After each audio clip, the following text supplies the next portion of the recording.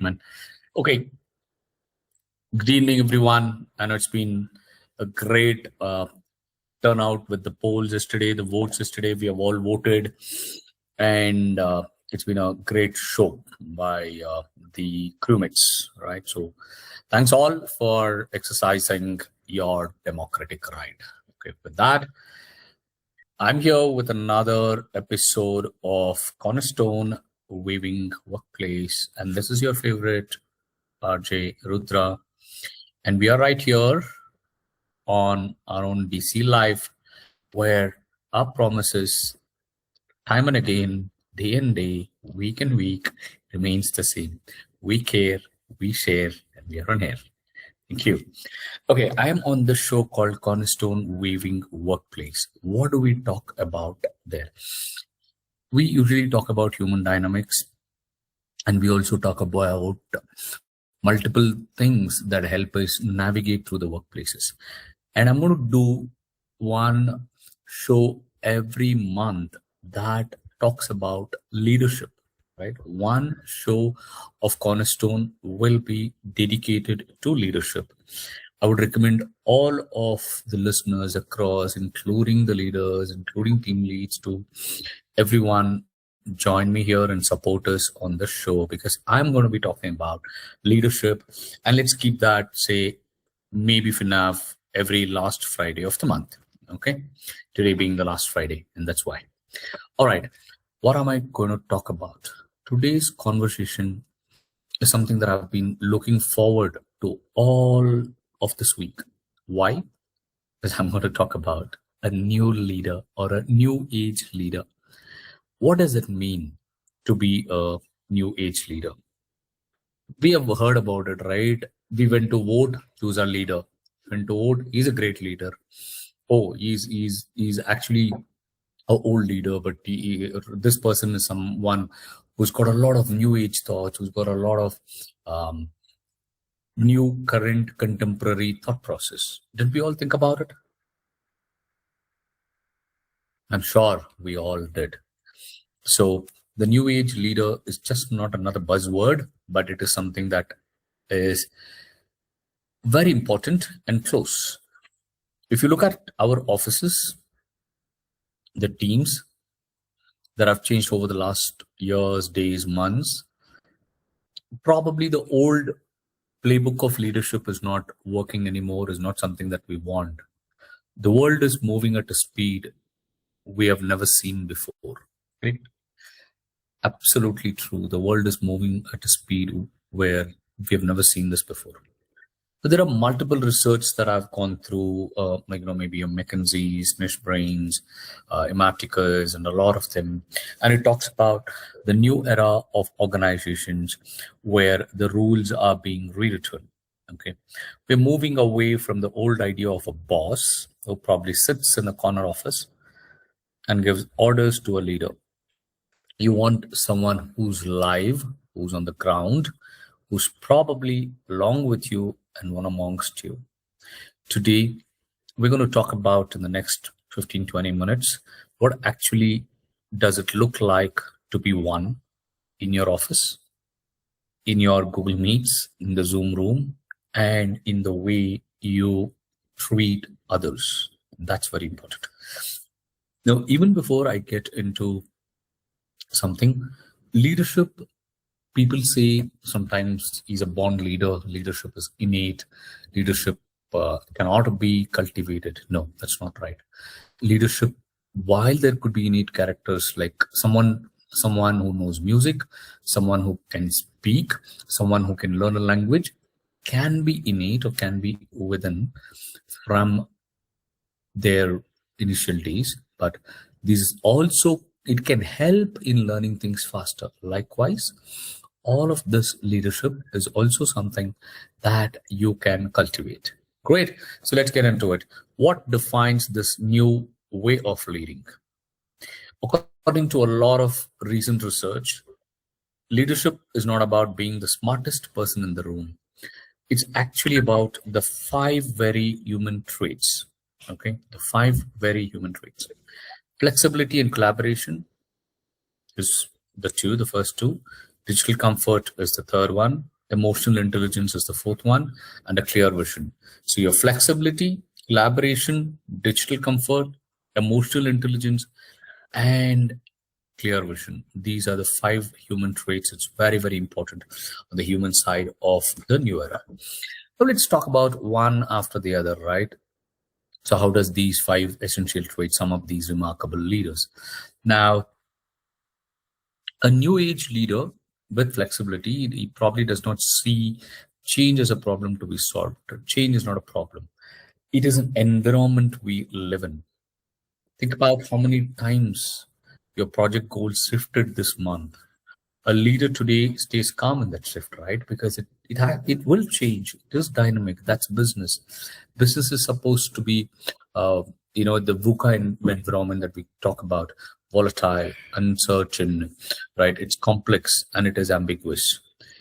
So all of these put together, it is a leader who's supposed to be anticipating all of these changes. The leaders just don't manage people. They help people find their footing when the ground moves. Let me repeat that. You help people find your footing when the ground moves. The ground is shaking, but you've got to help people to stand still. That's very important. Now, let's talk about a bit on flexibility and adaptability. Leaders in the new era accept change as inevitable, as I said, welcome it with open arms. Correct? Yeah. So you quickly adjust the strategy in response to new chances and difficulties. Another very important trait that a leader must have is collaboration. Along with collaboration comes empowerment. What is empowerment? In a contrast conventional top-down strategy, a new age leader supports the team empowerment, right? They kind of give the authority, you give the rights to execute things, the value of each team member's ability, and you provide them the freedom probably to describe their workspace, and but you give them the target and say that, hey, you need to do this. How will you be able to do this? So that's the kind of empowerment you help your team members with. Additionally, you also give a place for encouragement of ideas. So you develop an effective team by encouraging different perspectives, different thoughts, and different views on things, right? So it's not that you're closed, that's collaboration. You give a diverse sense of perspective and ownership. That's very important. And we all talk about artificial intelligence, the technologies, empowerment with technology, which is called the digital proficiency, which is the third one. It is crucial to be technologically literate in the modern world. Although, sometimes it so happens that the AI gives you the data, they're going to be humans who are going to make that judgment. AI cannot give you the judgment. Now, how do you club these two things? How do you make decisions using these digital tools available? That is what is very important. Make use of data analytics for strategic decision making, right? And also probably use it to leverage your communication. So it's very important that you go ahead and market yourself with these tools. However, the decisions are to be made by the humans. That's the digital proficiency we're talking about. Very important, two things. Emotional intelligence is something that an effective leadership completely relies on. Modern leaders place a higher priority on their team members' well-being. It's not about profits, it's not about numbers, it's not about revenues, but also you place a high level of emotional intelligence, which enables your team members uh, to be well connected with the team, and they feel that they're part of a team or a leadership that understands them, and you relate to the emotions and the feelings that your team members may have. This allows the team members and the team to settle disputes, give insightful criticism, and establish a productive workplace. that definitely respects the personal space and also helps in professional development. It's very, very important how you regulate your emotions and your emotional intelligence. Now, you must have heard about this word, the next one that I'm talking about, the visionaries, the vision, the visionary thinking, not being a manager. Visionary thought is one of the most distinguishing traits of a new age leaders. They can predict upcoming trends and see a clear course of action. The leaders create a lot of objectives that motivate and push the team members to achieve greater heights. You need to visualize how you will be able to deliver this. It's not about delivering the targets. By sharing the vision and aligning the team's efforts, you, as a new age leader, create a sense of purpose that is going to drive everyone towards a common goal. Great, wonderful. So we have understood 5 key things that's very important as a trait for a new age remarkable leader: flexibility and adaptability, empowerment and collaboration, digital proficiency, emotional intelligence, visionary thinking. And there's the shift from the top down to side by side, right? So as a manager, you've always been top down. You're at the top and then you cascade down your ideas. Now, that's not the way it works. It works side by side. The leaders we admire now are the ones who share the spotlight with us. They don't hold on to power. They give it away. They give it away, right? They ask. Sometimes the leaders, they get onto the ground and they ask, what do you think about this problem? How do you think we can answer this customer's question? So you actually elicit answers from everyone by standing side by side. It's about creating a space where everyone feels they have a stake in the outcome. It's very, very important that you do this. Okay. Now I'm going to start with something which is very, very lateral, not related to any of the leadership qualities that I spoke about, maybe an emotional intelligence, but that's very, very important. I'm going to talk about leadership consciousness, right? Leadership consciousness. And how does that work? Why is consciousness coming in here? Let's take a look at it. We talk about the external traits, how a leader acts, and how a leader should cultivate some traits. But there's something deeper happening. This concept is something very, very fascinating, and it's called leadership consciousness. This isn't about being awake, right? In the literal sense, it's about being aware. What is consciousness? Let's split 2 words: consciousness and leadership.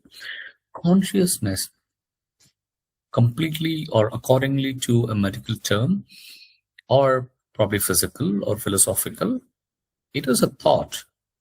It comprises awareness. Awareness. What is awareness? I'm going to just recite a couple of lines from a Tamil song called Unnai Arindal. Unnai Arindal, ni unnai arindal, ulagathil போராடலாம். உயர்ந்தாலும் தாழ்ந்தாலும் தலை வாங்காமல் நீ, தலை வணங்காமல் நீ வாழலாம். So that's what it is, right? So that is what is very, very important. That's called Unnai Arindal. So consciousness about Unnai Arindal. Okay. So that is very, very important. About a conscious leader is someone who is deeply tuned, rather, I would say, into their own thoughts and feelings. They know their own triggers. They know when they're acting out of fear versus when they're acting out of a genuine desire to help. This kind of leader doesn't just focus on the bottom line or the next quarterly target. They're looking at the wholeness of the team.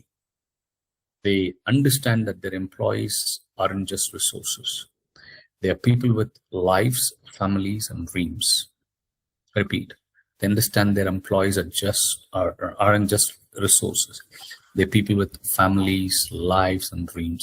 When a leader brings this level of awareness to their office space, they stop just reacting, judging, or maybe the forming opinions. They just start listening.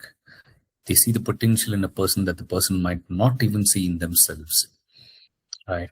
It's about moving from a mindset of survival and competition to a mindset of growth and contribution. If you're a leader or you want to become a leader, Ask yourself today, am I leading from a place of awareness, or am I just reacting to the noise? Right? So, just extending a couple of lines more from that song. மானம் பெரியதென்று வாழும் மனிதர்களை மான் என்று சொல்வதில்லையா? தன்னை தானும் அறிந்து கொண்ட ஊருக்கும் சொல்பவர்கள் தலைவர்கள் ஆவதில்லையா? Okay, so தன்னை தானும் அறிந்து கொண்டு ஊருக்கும் சொல்பவர்கள் தலைவர்கள் ஆவதில்லையா? So that's very, very important, right? So that's where it is. So that is why I picked this line about leadership consciousness, and this song is probably 50, 60 years old, and they've spoken about it, and it is very, very apt even today. Now, moving on right now again to what are the other things, or the, now we all looked at what are the traits, what are the things that we need, one few characteristics and traits. One, how do you handle yourself, which is the leadership consciousness. Now I'm going to talk about how do you go ahead and act all of these, or put across all of these into application, from being in a setup, right? So we all understand that we're moving from an era of individual leaders to an era of network leadership teams. It's called network leadership teams. That is going to drive the organization. If we're going to look at a high-performing leadership team, you need a high-performing leadership team always that outperforms individual capabilities. Now, the shift mindset from you giving instructions, which is a director, then being a catalyst, we already spoke about it, collaborating in empowered networks, rethink roles and ways of working as part of leadership teams, acting in service to the organization, right? Now, you also focus on working as a network of leadership teams. You build a leadership community that operates across traditional organizational boundaries, meaning you always think about, it's not about instructions, it's about being catalyst. One song that comes to my mind is Oruvan Oruvan Mudalali from Muthu, right? So it says, the line ends this line which says, பூமிய வெல்ல ஆயுதம் எதற்கு பூப்பறிக்கு கோடரி எதற்கு, meaning you need to use the right tools, right mindset, for and being a catalyst. Otherwise you just say that, hey, whatever tools you have, just go ahead and use that. That's not about it. Rethinking the roles and working as part of the leadership team. So that is what I talk about always as a very emerging newer concepts in the new age leadership. Okay, very important. I spoke about it. From managers to visionaries, leaders must evolve beyond managers seeking incremental improvement to become visionaries. And you also need a courage to craft a bold vision, right? If you're scared about something to be pursued, you will not be able to go ahead and get that done. So shift mindset from profit, which is delivering profits to shareholders, to impact, generating holistic impact for all stakeholders. Align people on a clear and shared purpose and aspiration. Define value through key operating metrics that contribute possibly to the business and beyond business, maybe to the society and the natural environment. Adopt a mindset of possibility to seek industry shaping legacies, right? So the AI-driven solutions, the tech-driven solutions, people-driven solutions, that mindset of possibility, that's very, very important. So two things: you become a networked leadership group, which is a community. B, you become visionaries from managers. Now we're talking about third thing, which is creating environment of belonging and psychological safety. Very, very important. Psychological safety is the ability for your team members and your co-workers and your people to talk what they feel like. Okay, that's that's where you uncover the full human potential in an organization. Why it's very, you work so intensely to create environments of belonging and psychological safety. It's very, very important. Shift mindset from just to say that, hey, what, you got to be doing this, that's like meeting expectations. You give them wholeness, right? From being our whole best selves as a human. I'm the best self of mine. Help them find the best self of them. Practice well-being as a skill, be it physical, emotional, mental, and spiritual well-being. That's being healthy at the end of the day. Expand awareness and consciousness regarding the inner states and external contexts. Develop compassionate relationship in teams and build a feedback culture. Feedback loops is very, very important.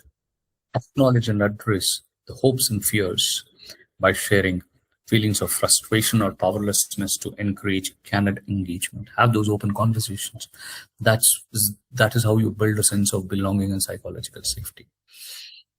Emergent, the transformation process. A good transformation process will develop emergently, allowing people to come recognize their better selves and their own selves and collectively transform everyone. The shift here is mindset. As a leader, you don't control. You let people evolve, evolution, change from control to evolution, evolution through rapid learning and actions. And sometimes when you do this, operate in short cycles of decision, action, and learning. Decision, you make a decision, you go ahead and do that. You have a learning out of that action, quickly course correct, and that's where you go ahead and do this decision, action, and learning. Regularly prioritize your executables in the business.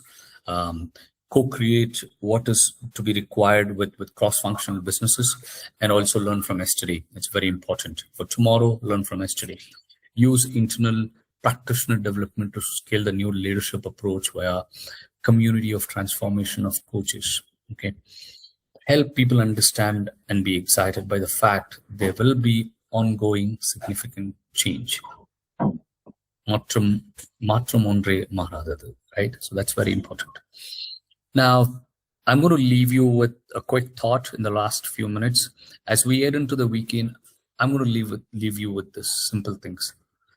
You can leave from anywhere, remote, or from your office, but be a learn-it-all rather than a know-it-all, right? You show your team that you're still learning. Admit, it's okay to admit you don't have an answer, but you're trying to find the answer within this group. Prioritize the why. Sometimes it's not about a paycheck, it's not about the work, it's about a purpose. Help your team see how their daily tasks help someone else or solve a real world problem. Practice levity, meaning you've got to sometimes have those lighter moments. You don't have to be a median, but you can be a human, right? It's okay to laugh or smile. With this, I'm done with the episode on new age leadership. We have covered a lot today, probably across many theories and concepts. But the simple takeaway from here is the new era of workers or work requires a new kind of heart. If you can be a leader who's comfortable with a data dashboard and a very difficult conversation about mental health, you're exactly that modern workplace leader, right? You're building yourself, the best version of yourself. Thank you, people, for spending your time on a Friday evening with me here on Cornerstone Weaving Workplace. I hope this gives you some food for thought over the weekend. This is your RJ Rudhra, and I'm signing off from the Cornerstone Weaving Workplace show from D-Touch. Remember, always stay curious, stay kind, and keep weaving those connections. As always on DC Live, we care, we share, and we are on air. Until I meet you on next Friday, have a great week ahead. Bye-bye. See you guys. Thank you. Thank you, man.